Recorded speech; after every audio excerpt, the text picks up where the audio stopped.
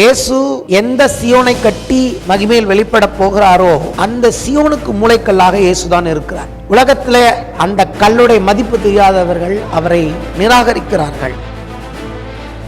இயேசு வரும்பொழுது என்ன ஆகும் கேட்டீங்கன்னா, இது எல்லாம் ஒரே இடமாக மாறும். அல்லேலூயா. அதைத்தான் வெளிப்படத்துல பார்க்கிறோம். அது பரலோகத்திலிருந்து இறங்கி வருகிறதாக இருக்கும் என்று எழுதியிருக்கிறது. ஆமென். அதாவது சியோன் என்று சொன்னால் அங்கே பிரதானமாக என்ன இருக்கணும்? இன்னைக்கு சிம்பிளா சொல்லி முடிக்கிறேன். சியோன் சொன்னாலே அது தேவனுக்கு மகிமை உண்டாகிறது.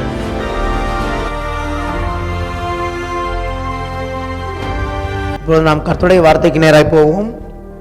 சங்கீதம் 102 சங்கீதம் 15 வசனம். கர்த்தர் சியோனை கட்டி தமது மகிமையில் வெளிப்படுவார். ஆங்கில வேதாகமத்தில் 16 வசனம். When the Lord shall build up Zion, he shall appear in his glory. New Living Translation. For the Lord will rebuild Jerusalem, he will appear in his glory. Amen. ஆண்டவராகிய இயேசு கிறிஸ்துவின் வருகையை ஒவ்வொரு வருஷமும் ஆகஸ்ட் மாதத்தில் எல்லா வாரங்களிலும் அதை பிரசங்கிப்பதை ஒரு பழக்கமாக நாம் நம்முடைய சபையில் கொண்டிருக்கிறோம். கடந்த 10 வருஷங்களுக்கு மேலாக நான் இதை செய்து வருகிறேன். ஆகவே இந்த வருஷமும் இந்த ஆகஸ்ட் மாதத்தின் 5 வாரங்களும் ஆண்டவராகிய இயேசு கிறிஸ்துவின் 2ஆம் வருகை குறித்து பல்வேறு சத்தியங்களை உங்களோடு கூட பகிர்ந்து கொள்ள விரும்புகிறேன். யூடியூபில் பார்க்கிற பிள்ளைகளுக்காக சொல்லுகிறேன், ஒரு வார செய்தியோடு நீங்கள் நிறுத்திவிடாமல் தொடர்ந்து அதை கேளுங்கள், உங்களுக்கு பிரயோஜனமாயிருக்கும். இந்த வார்த்தைகளை நான் தேவனிடத்திலிருந்து பெற்று கொடுக்கிறேன் என்பதற்கு தேவ ஆவியானவர் சாட்சியாக இருக்கிறார்.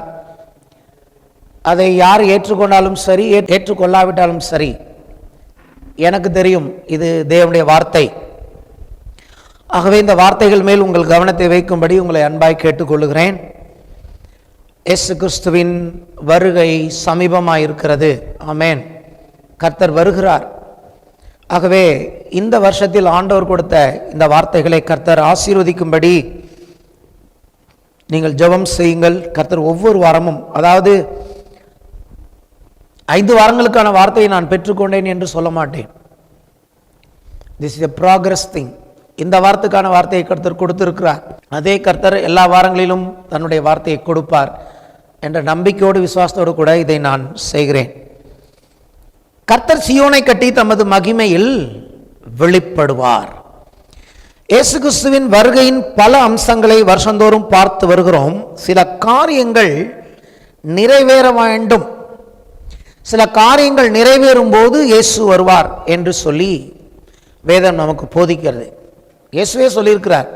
சில காரியங்களாம் காண்பித்து இவைகளெல்லாம் நிறைவேறும் பொழுது அவர் வாசல் அருகே வந்திருக்கிறார் என்று நீங்கள் அறிந்து கொள்ளுங்கள். இவைகளெல்லாம் முந்தி சம்பவிக்க வேண்டியவைகளே, அதன் பிறகு இயேசு வருவார் என்று நமக்கு வேதம் போதிக்கிறது.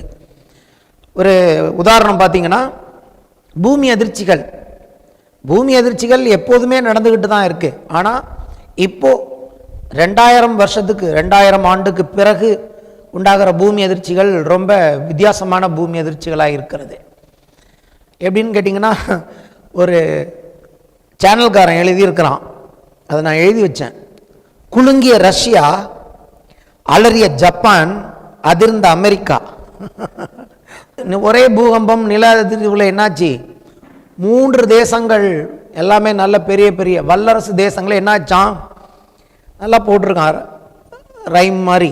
குலுங்கிய ரஷ்யா, அலறிய ஜப்பான், அதிர்ந்த அமெரிக்கா. உயிர் பயத்தில் ஓடிய மக்கள், இதுவரை இல்லாத பயங்கரம். இவைகள் சம்பவிக்க வேண்டியவைகளே.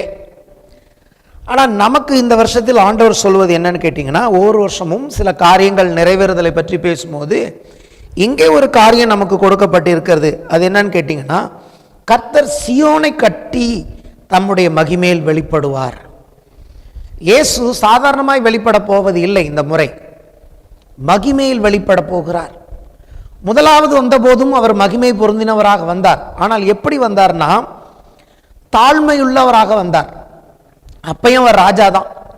யூதருக்கு ராஜாவாக பிறந்திருக்கிறவர் எங்கே அப்படின்னு தான் கேட்டாங்க. அவரை குறித்த தீர்க்க தரிசனம் எப்படின்னு கேட்டிங்கன்னா, இதோ உன்னுடைய ராஜா கழுதையின் மேலும் கழுதையின் குட்டியாகிய மரியின் மேலும் ஏறி சாந்தமுள்ளவராக வருகிறார். முதல்ல இந்த ராஜா வந்தது சாந்தமுள்ளவராக வந்தார். இப்போ சாந்தமுள்ளவராக வரப்போவதில்லை, வேற மாதிரி வரப்போகிறார். மகிமை பொருந்தினவராக, சர்வ வல்லவராக. அவரை இனிமேலாம் அப்படி எதிர்பார்க்க முடியாது. அப்படியே ஸ்மூத்தாக வருவார் அப்படின்னு கிடையாது. அந்த படமே நம்ம இன்னைக்கு கேட்க போகிற செய்தியில் மாறிவிடும். அவர் அப்படிப்பட்ட ஒரு ராஜாதி ராஜனும் கர்த்தாதி கர்த்தருமாக சீக்கிரத்தில் வரப்போகிறார் என்று சொல்லி நாம் பார்க்கிறோம். எப்படின்னு கேட்டிங்கன்னா, ஒரு மனிதனாக அல்ல, ஒரு மனிதனாக அல்ல, அவர் ஒரு ராஜாவாக வருகிறார். மகிமை பொருந்தினவராக வருவாராம். அப்போது எவ்வளவு ஒரு அற்புதமான ஒரு சம்பவமாக இருக்கும் அப்படிங்கிறத நம்ம பார்க்க போகிறோம். மத்தேயு 25:31 இயேசு சொன்னார், அன்றியும் மனுஷகுமாரன் தமது மகிமை பொருந்தினவராய் சகல பரிசுத்த தூதரோடும் கூட வரும்போது தமது மகிமையுள்ள சிங்காசனத்தின் மேல் வீற்றிருப்பார். அப்ப என்ன பண்ண போகிறார்? ஒரு மகிமையுள்ள சிங்காசனத்தின் மேல் வீற்று மகிமை பொருந்தினவராய் இந்த பூமியை அரசால வருகிறார் அவர். ஆமேன். அப்போ எவ்வளவு ஒரு நல்ல ஒரு காரியத்துக்காக நம்ம காத்திருக்கிறோம். சபை கர்த்தருக்காக காத்திருக்கிறது, இயேசு கிறிஸ்துவுக்காக காத்திருக்குதுன்னா முதல்ல யாருக்காக காத்திருக்கிறோம், எப்படிப்பட்ட ஒருவருக்காக நான் காத்திருக்கிறேன் என்பதுதான் என்னுடைய காத்திருக்குதலுக்கு ஒரு அர்த்தத்தை கொடுக்கிறது. நம்ம கூட காத்திருக்கிறோம் சில நேரங்களில், ஒரு சிலருக்காக காத்திருக்கும் போது அது பரவசமாக இருக்கும். ஒரு சிலருக்காக காத்திருக்கும் போது வரும்போது வரட்டும் அப்படின்னு சொல்லிட்டு நம்ம பாட்டுக்கு வேலை பார்த்துட்டு இருப்போம். வந்தோடனே வாங்க அப்படின்னு சொல்லுவோம். ஆனால் ஒரு சிலருக்கு காத்திருக்கும் போது என்னதான் வேலை செஞ்சாலும் உள்ளுக்குள்ளே ஒன்று ஓடிக்கிட்டே இருக்கும். டைம் ஆகுது, வந்துடுவார், எப்போ வருவார்னு. அப்படி ஹல்லேலூயா. அப்போது யாருக்காக காத்திருக்கிறோம், எப்படிப்பட்டவருக்காக காத்திருக்கிறோம் என்ற அந்த காரியம் எப்படின்னா, அது நமக்கு ஒரு பரவசத்தை கொடுக்கிறதாக இருக்கிறது. நாம் காத்திருக்கிறவர் எப்படிப்பட்டவர்னா அதை நம்ம இப்போ பார்க்கணும். கண்களில் வேத வசனத்தின் மூலமாய் பார்க்க வேண்டும். மகிமை பொருந்தின ராஜாவுக்காக விசுவாசத்தோடு நான் காத்திருக்கிறேன்.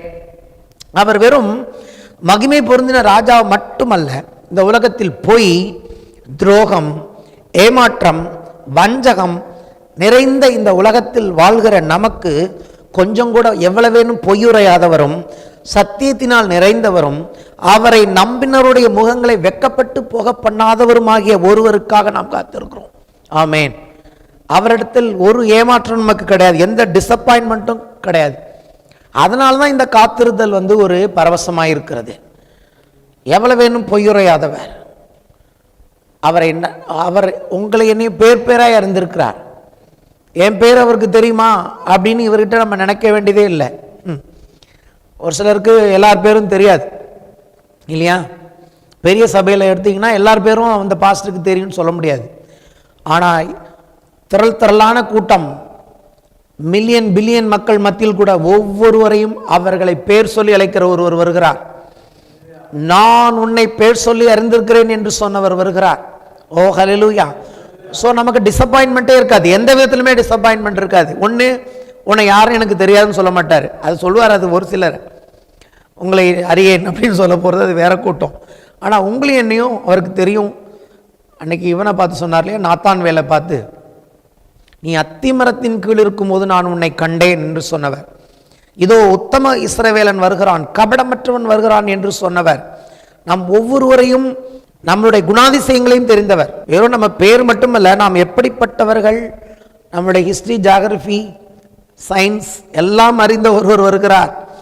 ஆகவே அவருக்காக காத்திருப்பதில் எனக்கு கொஞ்சம் சந்தோஷம்தான், பரவசம். ஒன்று தான் அவர்கிட்ட கேட்டுட்டே இருப்பேன். எப்போதுமே என்னுடைய கான்சியஸ்னஸில் அது நீங்கள் இருக்கணும். ஹல்லேலூயா. வேலை செய்யும் போது நான் மறந்துடக்கூடாது உங்களை. எப்படி அதுக்கு எனக்கு ஹெல்ப் பண்ணுங்க அப்படின்னு ஆண்டவர் சொன்னார்.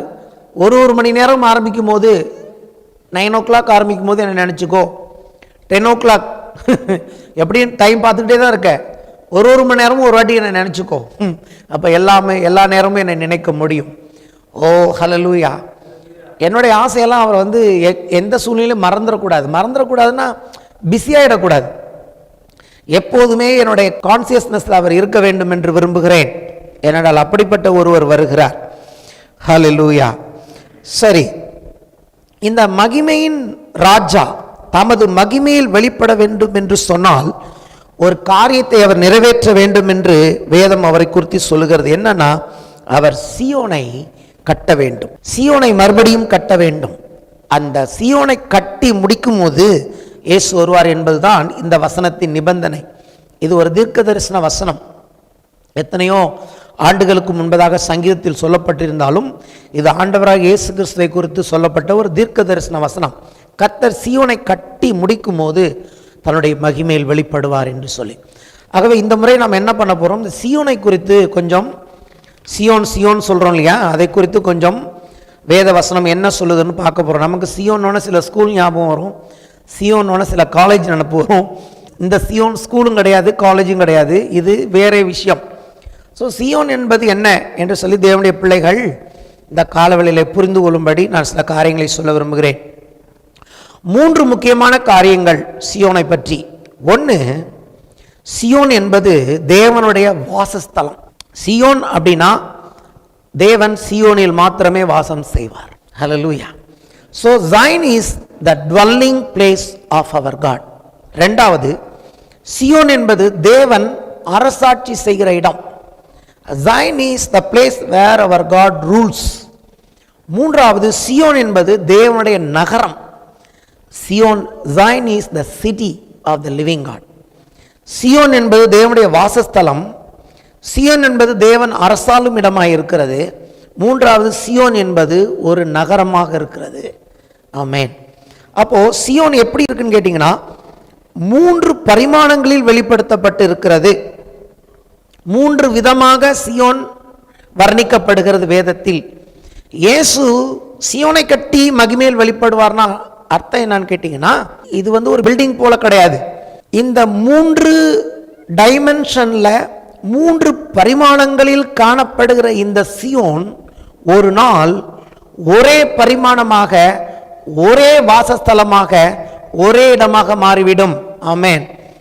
அதைத்தான் இயேசு செய்கிறார். அதை செய்து முடிக்கும் போது இயேசு வெளிப்படுவார்.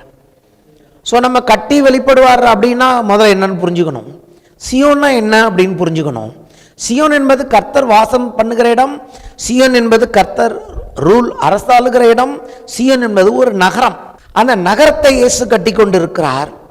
அதில் இருக்கிற 3 பரிமாணங்கள் நம்ம பார்க்க போகிறோம். இதை போல இன்னும் சில காரியங்கள் இருக்கு. அந்த 3 பரிமாணங்களாக காணப்படுகிற சியோன் ஒரு நாள் ஒரே வாசஸ்தலமாக, ஒரே இடமாக மாறும். அதை செய்து முடிக்கும் போது இயேசு வெளிப்படுவார். ஹல்லேலூயா. ஸோ இயேசு எப்போ வருவாருங்கிறத யாருக்குமே சொல்ல முடியாது, அவரே சொல்லிட்டார். ஆனால் என்ன நடந்தால் இயேசு வருவார் என்பதை நமக்கு வேதம் போதிக்கிறது. சும்மா அதன் அடிப்படையில் தான் காரியங்களை செய்ய போகிறோம், அதன் அடிப்படையில் தான் ஜெபம் செய்ய போகிறோம். சரி, 3 பரிமாணங்களாக சியோன் காணப்படுகிறது. அடுத்த காரியம் என்னன்னு கேட்டிங்கன்னா, சியோன் என்று சொல்லப்படுகிற இது 3 லொக்கேஷனில் காணப்படுகிறது. வித்தியாசமான 3 லொக்கேஷனில் சியோன் காணப்படுகிறது. இந்த 3 லொக்கேஷனில் காணப்படுகிற சியோன் ஒரு நாள் ஒரே லொக்கேஷனாக மாறிவிடும். அதை பார்க்க போகிறோம். சியோனுடைய 3 பரிமாணங்கள் 3 லொக்கேஷனில் காணப்படுகிறது. இந்த 3 லொக்கேஷனில் இருக்கிற இந்த சியோன் இயேசு வரும்போது ஒரே லொக்கேஷனில் வந்துவிடும். ஆமென். இதெல்லாம் வேத வசனங்கள் இருக்கிறது. அதை செய்யும் பொழுது இயேசு என்ன பண்ணுவார், வெளிப்படுவார். இயேசு தன்னுடைய மகிமையான சிங்காசனத்தில் வாசம் செய்வார் என்று பார்க்கிறோம். சரி, எந்தெந்த லொக்கேஷனில் இந்த சியோன் காணப்படுகிறது அடுத்து அதை பார்க்கணும் இல்லையா. எங்கெங்கே சியோன் காணப்படுகிறது அப்படின்னு பார்த்தீங்கன்னா, முதலாவது சியோன் பரலோகத்தில் காணப்படுகிறது. வேத வசனங்கள் அப்புறம் பார்ப்போம். சியோன் என்பது தேவனுடைய வாசஸ்தலம். அப்போ அது எங்கே காணப்படுகிறது, பரலோகத்தில் காணப்படுகிறது. இரண்டாவது, சியோன் என்பது எருசலேமில் காணப்படுகிறது. அதாவது இஸ்ரேல் தேசம் இருக்கு இல்லையா, அந்த தேசத்தில் இருக்கிற எருசலேமில் தேவனுடைய வாசஸ்தலமாகிய சியோன் காணப்படுகிறது. மூன்றாவது இடம் என்னன்னு கேட்டிங்கன்னா, புதிய ஏற்பாட்டு சபை, நம்ம மட்டும் இல்லை, புதிய ஏற்பாட்டு சபை என்று சொல்லப்படுகிற பூமியில், அதாவது எல்லா தேசங்களிலும் சியோன் காணப்படுகிறது. இன்னும் ஒரு சில தேசங்களில், ஒரு சில இடங்களில் இன்னும் சியோன் காணப்படவில்லை. அந்த ஒரு சில தேசங்களிலும் ஒரு சில பகுதியிலும் சியோன் காணப்படும் போது இயேசு வருவார். ஆமென். அப்போ இந்த 3 லொகேஷன்ஸ் பார்க்குறோம். ஒன்று பரலோகத்தில் சியோன் காணப்படுகிறது, ரெண்டாவது பூமிக்குரிய வாசஸ்தலமாகிய எருசலேமில் காணப்படுகிறது, மூன்றாவது அது சபையில் காணப்படுகிறது. இந்த 3க்குமே பொதுவான ஆதாரம் என்ன? சியோன் என்று சொன்னால் அது எங்கே காணப்பட வேண்டும் என்று சொன்னாலும் அங்கே இருக்க வேண்டிய முக்கியமான சென்டர் பாயிண்ட் என்னன்னு கேட்டீங்கன்னா, அது தேவனுடைய மகிமை. சியோன் என்றால் அங்கே தேவனுடைய மகிமை காணப்பட வேண்டும். ஆமென். தேவனுடைய மகிமை காணப்படாத இடம் சியோனாய் இருக்கவே முடியாது. அது சியோனாய் இருக்கும் என்று சொன்னால் அங்கே கர்த்தருடைய மகிமை காணப்படும், கர்த்தருடைய ஆட்சி, அரசாட்சி காணப்படும். அங்கே கர்த்தர் அங்கே வாசம் செய்கிறவராக இருப்பார். ஹல்லேலூயா. கர்த்தர் இல்லைன்னா அது சியோன் கிடையாது. ஏன்னா அதுக்கு பேர் போட்டுக்கலாம், சியோன்னு. பேர் போடுறதுனால அது சியோனாக மாறாது. அங்கே கர்த்தர் ஆளுகை செய்ய வேண்டும். தேவனுடைய மகிமை தான் அங்கே ரொம்ப முக்கியம். ஏன்னு கேட்டிங்கன்னா, இந்த வருஷம் நம்ம எதை கவனிக்க போகிறோம் அதிகமானு கேட்டிங்கன்னா, தேவனுடைய மகிமையை கவனிக்க போகிறோம். சியோன் என்று சொன்னால் தேவனுடைய மகிமை காணப்பட வேண்டும். அப்போ இயேசு எப்படிப்பட்ட ஒரு சியோனை கட்டி முடிக்க போகிறார்னா, தேவனுடைய மகிமை விளங்கும் ஸ்தலமாகிய அந்த சியோனை இயேசு கட்டி தன்னுடைய மகிமையில் வெளிப்பட போகிறார். ஒரு தேவனுடைய பிள்ளைக்கு இருக்க வேண்டிய முக்கியமான காரியம் அவன் வாழ்க்கையில், வேத வசனங்கள்லாம் அப்புறம் பார்ப்போம், பொதுவான காரியங்கள் சொல்லிட்டு வருவேன். உங்களுக்கும் எனக்கும் இருக்க வேண்டிய ரொம்ப அது சென்டர் பாயிண்ட் ஆஃப் கிறிஸ்டியானிட்டின்னு சொல்லலாம். அது என்னன்னு கேட்டிங்கன்னா, தேவ மகிமை. ஹல்லேலூயா. தேவ மகிமை அந்த இடத்துல இல்லைன்னா அது தேவனுடைய வாசஸ்தலமே கிடையாது. அங்கே வேற ஏதாவது நடக்கலாம் பேர் வச்சுக்கிட்டு, அது தேவனுடைய வாசஸ்தலம் கிடையாது. எப்போ தேவனை எடுத்துட்டு வேற ஏதோ ஒன்று அங்கே அது சப்ஸ்டியூட் வச்சுட்டாங்கன்னா, ஆதி திருச்சபைக்கு அப்புறம் நடந்த காரியம் என்ன? கர்த்தருக்கு பதிலாக சிலைகள் உள்ளே வந்தபோது அது கர்த்தருடைய மகிமை இழந்து போனது. எப்போதும் புரிஞ்சுங்க, கர்த்தர் ஒரு இடத்துல இருந்தால் தான் அங்கே கர்த்தருடைய மகிமை இருக்கும். கர்த்தருடைய மகிமை உங்களுக்கும் பொருந்தும். அது கர்த்தருடைய மகிமை காணப்படணும்னா கர்த்தருக்கு பதிலாக எந்த ஒரு சப்ஸ்டியூட்டும் வாழ்க்கையில் இருக்கக்கூடாது. ஹல்லேலூயா. கர்த்தர் ஒருவரே கர்த்தராக இருந்தால்தான் அது சியோன். கர்த்தர் ஒருவரே தேவனாய் இருந்தால்தான் அங்கு சியோன், அங்குதான் தேவனுடைய மகிமை காணப்படும். பரலோகத்தில் கர்த்தர் ஒருவரே தேவனாய் இருக்கிறார், ஆகவே அங்கே தேவனுடைய மகிமை காணப்படுகிறது. எருசலேமை அப்படித்தான் தெரிந்து கொண்டார். எருசலேமில் தேவ மகிமை மட்டும் காணப்பட்ட போது அங்கே தேவன் இருந்தார். என்றைக்கு அவர்கள் கர்த்தருக்கு விரோதமாய் போனார்களோ, கர்த்தருடைய மகிமை அங்கிருந்து போன போது அந்த ஆலயம் இடிக்கப்பட்டது. கர்த்தர் இல்லாட்டி வெறும் கல்லு தான் அந்த ஆலயம். ஹல்லேலூயா. சபைக்கும் அப்படிதான். சபையிலே கர்த்தருக்கு மகிமை செலுத்தும்படி நாம் இல்லை என்று சொன்னால், உங்களுடைய வாழ்க்கையினுடைய வாழ்க்கையில் தேவனுக்கு மகிமை செலுத்த நாம் தவறுவோம் என்று சொன்னால், அங்கே கர்த்தருடைய மகிமையை நம்முடைய வாழ்க்கையில் பார்க்க முடியாது. ஹல்லேலூயா. அதைத்தான் டீட்டெயிலாக வருகிற நாட்களில் நாம் பார்க்க போகிறோம். இயேசு கற்றுக் கொடுத்த ஜெபத்தில் என்ன சொல்லுகிறார் அவர்? இயேசு கற்றுக் கொடுத்த ஜெபத்தில் பரமண்டலங்களில் இருக்கிற எங்கள் பரமபிதாவே, அந்த ஜெபத்தின் முடிவு எப்படி முடிக்கிறார் இயேசுனா, ராஜ்யமும் வல்லமையும் மகிமையும் என்றென்றைக்கும் உம்முடையவைகளே, ஆமேன். அது கடைசியில் வர்றதுனால அது ஒரு இம்பார்ட்டன்ஸ் இல்லைன்னு அர்த்தம் இல்லை, அது ரொம்ப முக்கியம். எப்போதுமே ராஜ்யமும் வல்லமையும் மகிமையும் அது கர்த்தருக்குரியதாக இருக்கிறது. அதை கர்த்தருக்கே செலுத்தும் போது தான் அது சரியாக இருக்கும். அது பரலோகமாக இருந்தாலும் சரி, அது பூமியாக இருந்தாலும் சரி. ஹல்லேலூயா. சரி, இப்போ நம்ம இந்த 3 விதமான இருக்கிற சியோன் சொன்ன இல்லையா, 3 இடங்களில் காணப்படுகிறதுன்னு. அதுக்கான வேத வசனங்களை பார்ப்போம். இப்போ தான் நம்ம வசனத்துக்குள்ளே போகிறோம், எங்கெங்கே கர்த்தர் சொல்லியிருக்கிறார் சொல்லிட்டு. முதல்ல எபிரேயருக்கு எழுதின நிருபம் 12ஆம் அதிகாரம் எல்லாம் எடுத்துக்கொள்ளுங்கள். 22 முதல் 24. எபிரேயர் 12 22 முதல் 24. நீங்களோ யாரு? நீங்களோனா யாரு? நம்ம தான். நீங்களோ சியோன் மலையினிடத்திற்கும் ஜீவனுள்ள தேவனுடைய நகரமாகிய பரம எருசலேம் இடத்திற்கும், அதான் சொன்ன, அது ஒரு சிட்டி, அது ஒரு ஹில்.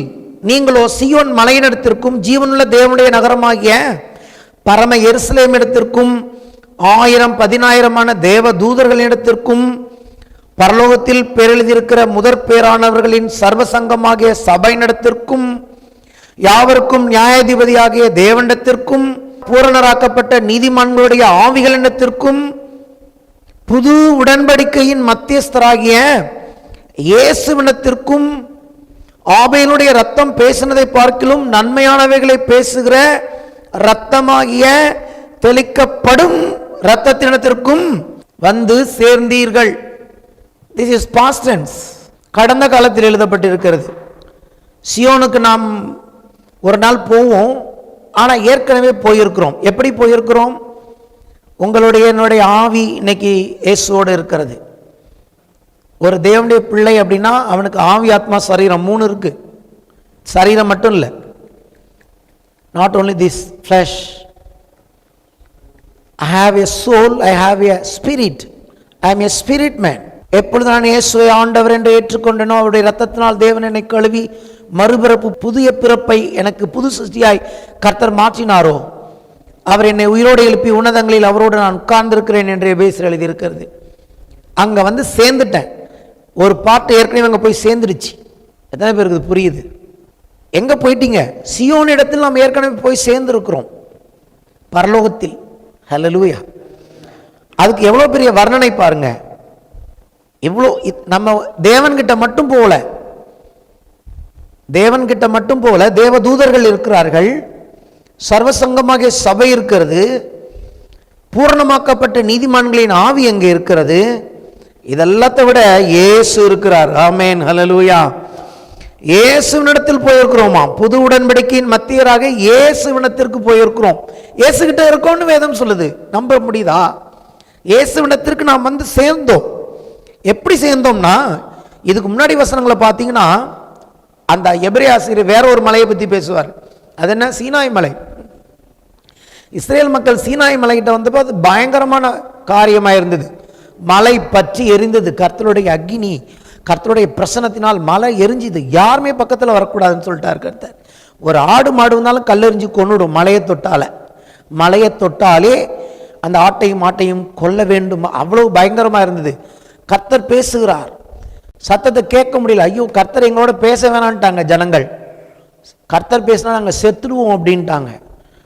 அது ஒரு சீனாய் மலை. அங்கே சொன்னார் கர்த்தர், நல்லது, அப்படிதான் பயப்படணும், நீ மட்டும் வா அப்படின்னு சொல்லி மோசையோடு பேசினார் என்று சொல்லி பார்க்கிறோம். ஆனால் அந்த மலையிட்ட வரலையாம். நல்ல வேலை, நீங்கள் அந்த மலையிட்ட வரல, சியோன் மலையிடத்தில் வந்திருக்கிறீர்கள். அப்போ இந்த சியோன் மலையிடத்தில் உங்களை கொண்டு வந்தது யார்? இயேசுவின் ரத்தம். ஆமென். இயேசு சிந்தின ரத்தத்தின் மூலமாக தேவன் மாறிட்டாரா? சீனாய் மலையில் வாசம் பண்ணின அதே கர்த்தர் தான் இன்னைக்கு சியோன் மலையிலும் வாசம் பண்ணுகிறார். என்ன வித்தியாசம்? இன்னைக்கு இயேசுவின் ரத்தம் சிந்தப்பட்டபடினாலே நம்ம சீனாய் மலையிட்டல சியோன் மலையிடத்தில் வந்து சேர்ந்திருக்கிறோம். ஹல்லேலூயா! அப்ப வரப்போகிறவர் ஏற்கனவே நம்மை மீட்டு கொண்டவர், நம்முடைய ஆவியை ஏற்கனவே ரட்சித்திருக்கிறவர் தான் உங்களை என்னையும் இந்த சரீரத்தையும் ஆத்மாவை மீட்கவர் வரப்போகிறார். ஸோ மீட்பின் ஒரு பங்கு, ஒரு அம்சம் ஏற்கனவே நிறைவேறி இருக்கிறது. அப்போ சியோனின் அனுபவம் என்பது உங்களுக்கு எனக்கு ஒரு புதுசு இல்லை, அது நீங்கள் புரிஞ்சுக்கணும். சியோன் வரப்போகிறது ஒரு நாள், ஆனால் ஏற்கனவே நாம் ஒரு விதத்தில் சியோன் இடத்தில் வந்திருக்கிறோம். ஹல்லேலூயா! இந்த சியோன் இடத்தில் நம்மை கொண்டு வந்தது நம்முடைய இயேசுவின் ரத்தம். அந்த ரத்தம் என்ன செய்கிறது? ஆபேலின் ரத்தம் பழிவாங்கும்படி பேசினது போல அல்ல, இயேசுவின் ரத்தம் உங்களையும் என்னையும் நம்மை பாதுகாக்கும்படி தேவனிடத்தில் பரிந்து பேசுகிறது. ஆகவே தான் நாம் மறந்து ஒழுங்கான வாழ்க்கை வாழ வேண்டும். நாம் ஒருவன் பாவம் செய்தால் அவனுக்காக இந்த ரத்தம் பரிந்து பேசுகிறது. காலம் ஃபுல்லாக பாவத்திலே வாழக்கூடாது. அவருடைய அந்த உடன்படிக்கையின் ரத்தத்தை நாம் மதிக்க வேண்டும் என்று பின்னாடி வசனங்கள் சொல்லுகிறது. மோசையின் வாக்குக்கு செவி கொடாதவன் 1-2 சாட்சிகளால் செத்து போனான் அப்படின்லாம் அதை கம்பேர் பண்ணுறார் இந்த ஆசிரியர். நம்ம பயங்கரமான இடத்துல இல்லை, கர்த்தர்கிட்ட வந்துட்டோம். உங்களுக்காக எனக்காக பரிந்து பேசுகிற இயேசுவிடத்தில் வந்துட்டோம். ஆனால் அதுக்காக நம்ம இஷ்டம் போல வாழக்கூடாது. ஒரு சரியான வாழ்க்கையினால் அவர் வருகிறார். அவரை நாம் சந்திக்க ஆயத்தமாக இருக்க வேண்டும். இதெல்லாம் ஒரு தேவனுடைய பிள்ளைக்கு புரியணும். ஏற்கனவே அவன் எங்கே இருக்கான், சியோன் வரப்போகிற அனுபவம் அல்ல. இந்த வசனங்களின்படி ஏற்கனவே சியோனில் நாம் இருக்கிறோம் என்று வேதம் சொல்லுகிறது. இது ஒரு இடம். ரெண்டாவது எருசலேம், அதை பார்ப்போம். அது எங்கன்னு கேட்டிங்கன்னா சங்கீதம் 132 13ஆம் வசனம் முதல் 18ஆம் வசனம் வரைக்கும். கர்த்தர் சியோனை தெரிந்து கொண்டு அது தமக்கு வாசஸ்தலமாகும்படி விரும்பினார். கர்த்தர் விரும்பினார். உங்களை என்னை கூட கர்த்தர் விரும்பினார். இந்த இடத்தை கர்த்தர் தெரிந்து கொண்டார். ஹல்லேலூயா. இந்த இடத்தை கர்த்தர் தெரிந்து கொண்டு எங்கோ இருந்த என்னை அங்கே இருந்து எப்படியோ நகர்த்தி காலங்களின் வழியாக அப்படி இப்படி இப்படி மூவ் பண்ணி கொண்டாந்து இங்கே சேர்த்தார். இது கர்த்தருடைய செயல். ஹல்லேலூயா. உங்களையும் இங்கே சேர்த்து இருக்கிறார். கர்த்தர் சியோனை தெரிந்து கொண்டு அது தமக்கு வாசஸ்தலமாகும்படி விரும்பினார். இது என்றென்றைக்கும் நான் தங்கும் இடம். இதை நான் விரும்பினபடினால் இங்கே வாசம் பண்ணுவேன். அதன் ஆகாரத்தை நான் ஆசீர்வதித்து வருவேன். அதன் ஏழைகளை நான் அப்பத்தினால் திருப்தியாக்குவேன். அதன் ஆசாரியர்களுக்கு ரட்சிப்பை உடுத்துவேன். அதில் உள்ள பரிசுத்தவான்கள் மிகவும் கெம்பீரிப்பார்கள். அங்கே தாவீதுக்காக ஒரு கொம்பை முழக்க பண்ணுவேன். நான் அபிஷேகம் பண்ணுவித்தவனுக்காக ஒரு விளக்கை ஆயத்தம் பண்ணினேன். அவன் சத்துருக்களுக்கு வெட்கத்தை உடுத்துவேன். அவன் மீதிலோ அவன் கிரீடம் பூக்கும் என்றார். ஆமென். ஹல்லேலூயா. இது எந்த இடம்? இது எருசலேம், இஸ்ரேல் இருக்கிற அந்த இடம். இது முன்னாடி வேறே வேறே துன்மார்க்கர்களுடைய 7 விதமான ஜாதிகள் அந்த இடத்தில் இருந்தாங்க. கர்த்தர் அதையெல்லாம் துரத்திட்டு, அவர்களையெல்லாம் துரத்தி தன் சிநேகிதனாகிய ஆபிரகாமின் சந்ததிக்கு அந்த வாசஸ்தலத்தை கொடுத்தார். ஏன்னா கர்த்தர் அதை விரும்பினார். ஏன்னா அவங்களுக்கு கொடுத்தார்னா என்ன காரணம்? அவங்களுக்காக அல்ல, அவர்கள் மத்தியில் நான் வாசம் செய்யும் ஸ்தலமாக என்றென்றைக்கும் அவர் அதை தெரிந்து கொண்டார். அப்போ அவர் மனம் மாற மாட்டார். ஹல்லேலூயா. எருசலேமில் அவர் ஒரு நாள் வந்து வாசம் பண்ணுவார். அவர் தெரிந்து கொண்ட இடம். ஸோ சியோனின் ரெண்டாவது லொக்கேஷன் எருசலேம். முதல் லொக்கேஷன் பரலோகம். மூன்றாவது லொக்கேஷன் என்னன்னு கேட்டிங்கன்னா சபை. 1 பேதுரு 2ஆம் அதிகாரம் 4 முதல் 10 வசனங்கள். மனுஷரால் தள்ளப்பட்டதாயினும் தேவனால் தெரிந்து கொள்ளப்பட்டதும் விலையேற பெற்றதுமாயிருக்கிற ஜீவனுள்ள கல்லாகிய அவரிடத்தில் சேர்ந்தவர்களாகிய நீங்களும் ஜீவனுள்ள கற்களை போல ஆவிக்கேற்ற மாளிகையாகவும் இயேசு கிறிஸ்து மூலமாய் தேவனுக்கு பிரியமான ஆவிக்கேற்ற பலிகளை செலுத்தும்படி பரிசுத்த ஆசாரிய கூட்டமாகவும் கட்டப்பட்டு வருகிறீர்கள். இங்கே ஒரு பில்டிங் பற்றி தான் சொல்றாரு. இந்த பில்டிங்கை பற்றி அப்போ நான் ஃபுல்லாக சொல்கிறேன். ஃபஸ்ட்டு ஒரு பில்டிங். அந்த பில்டிங் தான் என்ன? சியோன். அந்தபடியே ரொம்ப அற்புதமான வசனங்கள் இது, கொஞ்சம் கவனிக்கணும். அந்தபடியே இதோ தெரிந்து கொள்ளப்பட்டதும் விலையேற பெற்றதுமாயிருக்கிற மூளைக்கல்லை சியோனில் வைக்கிறேன். சியோனை கொண்டு கனெக்ட் பண்ணிட்டார் பாருங்க சபையோட. அதன் மேல் விசுவாசமாக இருக்கிறவன் வெட்கப்படுவதில்லை என்று வேதத்தில் சொல்லி இருக்கிறது. ஹல்லேலூயா. விசுவாசிக்கிற உங்களுக்கு அது விலையேற பெற்றது. எத்தனை பேர் நீங்கள் இயேசுவை விலையேற பெற்றவர்களாய் நினைக்கிறீர்கள்? அவருக்கு மகிமை செலுத்துகிறீர்கள். விசுவாசிக்கிற உங்களுக்கு அந்த கல் விலையேற பெற்றது. I love that. We love Jesus more than anything. He is so precious. ரொம்ப அற்புதமானவர் அவர். கீழ்ப்படியாதவர்களுக்கோ விசுவாசிக்காதவர்களுக்கோ அந்த கல் இடறுதற்கு ஏதுவான கல்லும் விழுகிறதற்கு ஏதுவான கண்மலையுமாயிற்று. இடறுகிறது வேற, விழுகிறது வேற. சின்ன கல் இடரும், பெரிய மேலே விழுந்துரும். இந்த கல் ஒரு நாள் எல்லா ராஜ்யத்தையும் நசுக்கி போடும் என்று வேதம் சொல்லுகிறது. இந்த உலகத்தில் கடைசியில் வரப்போகிற பிசாசின் ராஜ்யத்தை இந்த கல் என்ன பண்ணுமா? உருண்டு வந்து நசுக்கி போடும் என்று எழுதப்பட்டிருக்கிறது. இந்த கல் நமக்கு நசுக்கி போடுற கல் இல்லை, நம்மை தன்னோடு சேர்த்து ஆலயமாய் கட்டுகிற மூளைக்கல் அது. ஓ ஜீசஸ். ஹல்லேலூயா.